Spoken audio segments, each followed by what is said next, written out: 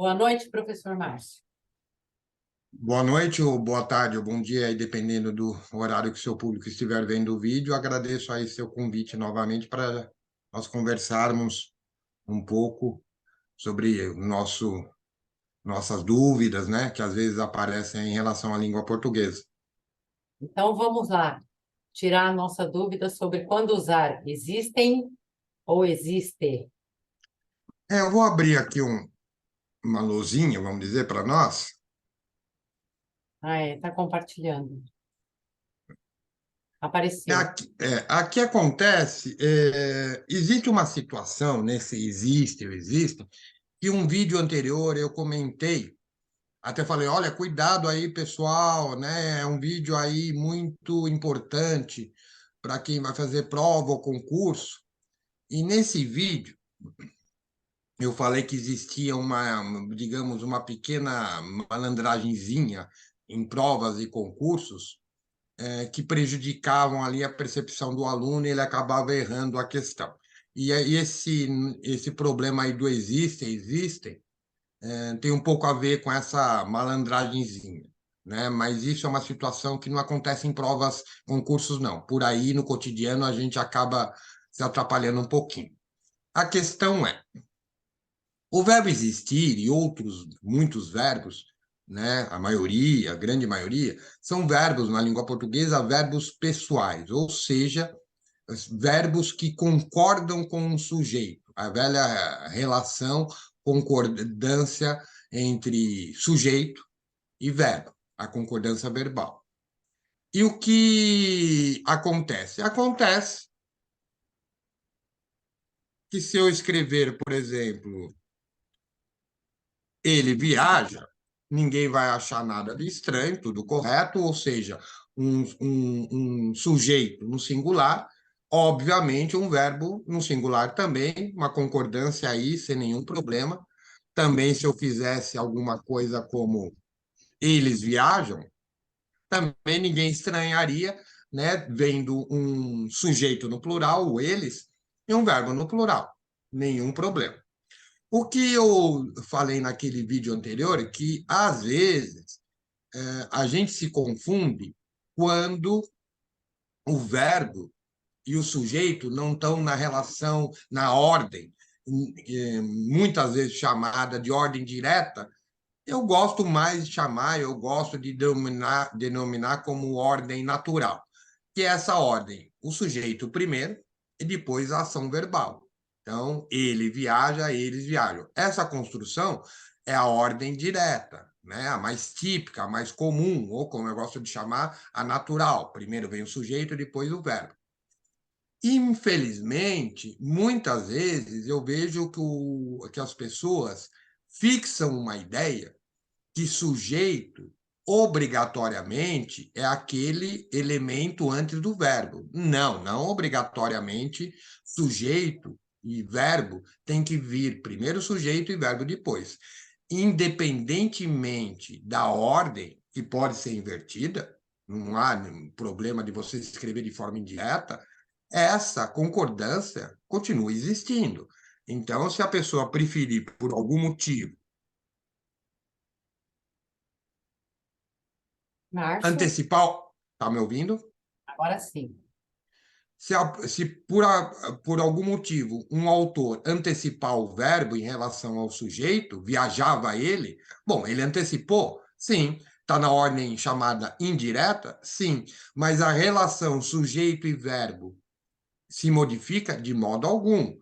Mesma coisa aqui, se ele quiser inverter, o autor, se ele tiver algum motivo para isso, por exemplo, se ele quer destacar o verbo, né? Por isso que ele quer pôr anterior ao sujeito, não tem nenhum problema. Acontece que a relação continua a mesma. Então é importante a pessoa entender, nós entendermos isso. Sujeito e verbo é uma relação que independe da posição. Não pense, você que está estudando, que o sujeito é aquela palavra, aquele termo que está antes do verbo. Não necessariamente. Por isso que eu falei que havia essa, digamos, pegadinha nas provas. eu ponho um sujeito e um verbo separados, põe um verbo primeiro e um sujeito depois, e aí o aluno, o candidato de uma prova ou concurso, acaba meio que se confundindo na hora de escolher a alternativa que tem onde há uma concordância correta, se a questão pediu a concordância correta, ou onde há uma concordância errada, se a questão pediu um caso de concordância errada. E isso acontece no cotidiano, essa falta de percepção, com o verbo existir. Aí já não é só uma questão de prova ou concurso, é uma questão cotidiana, que é muitas pessoas usarem esse verbo sempre no singular. É muito comum nós percebemos por aí, a pessoa, quando utiliza esse verbo, ela sempre usa no singular. Provavelmente pela questão que eu acabei de falar. Por quê? Porque ela não está vendo um sujeito anterior a esse verbo, então ela meio que se perde em relação à concordância.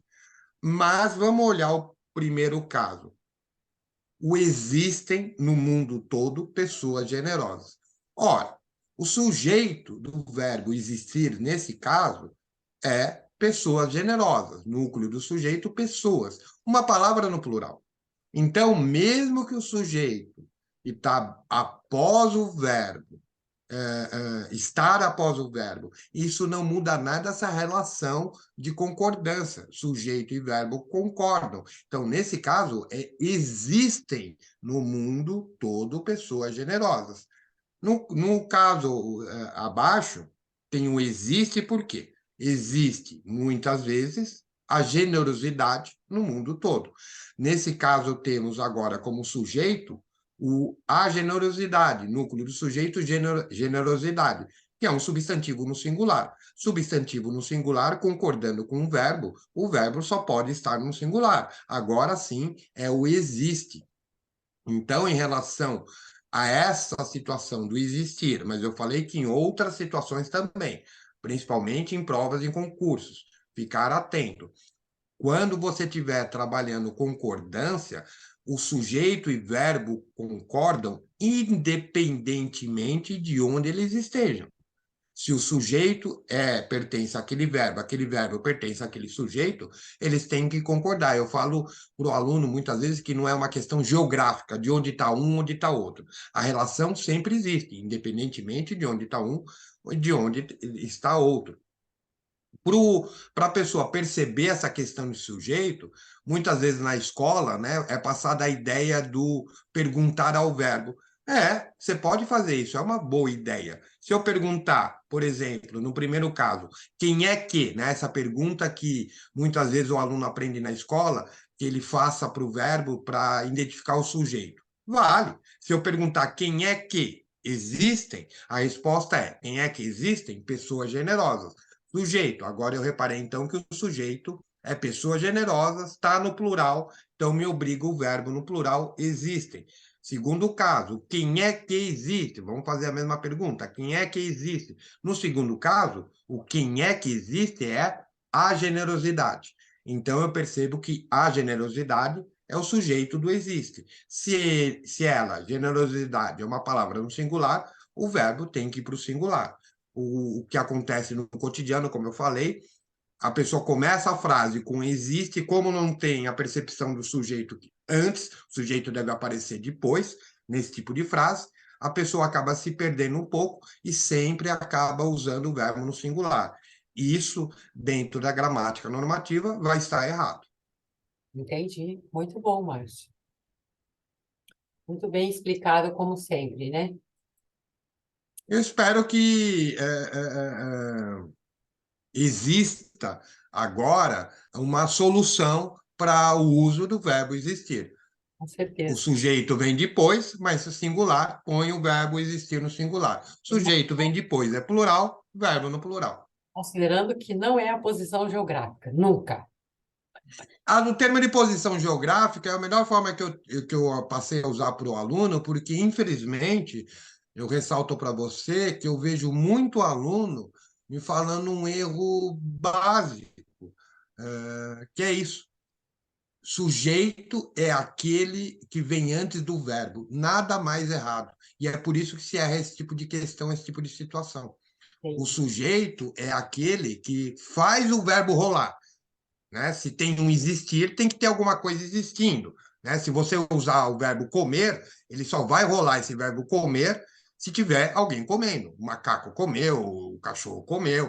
Então, o sujeito é aquele que dá existência para o verbo. Agora, onde ele está no papel ou na frase, antes, depois, debaixo, do lado, não importa.